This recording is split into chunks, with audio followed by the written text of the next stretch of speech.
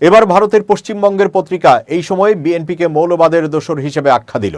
পত্রিকাটির প্রতিনিধি কুদ্দুস আফরাদের প্রতিবেদনে বলা হয়, মির্জা ফখরুল একদিকে জামায়াতকে দোষারোপ করলেও অন্যদিকে আরেক কট্টর মৌলবাদী দলকে কাছে টেনে নিয়েছে নির্বাচনী বৈতরণী পার হওয়ার জন্য।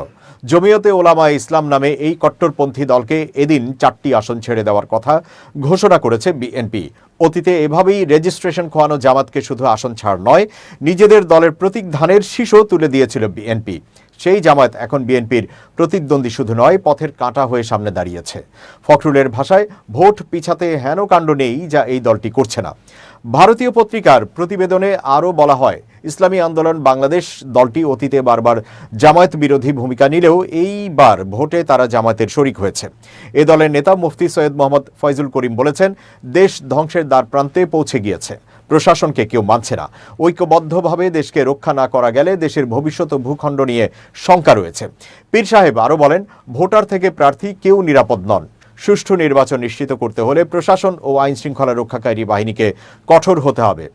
বাংলাদেশের রাজনীতির মাঠে তৃতীয় চতুর্থ রাজনৈতিক শক্তি হলেও ভোটের মাঠে ইসলামী আন্দোলন বাংলাদেশ নামে দলটি কখনোই ভালো করেনি।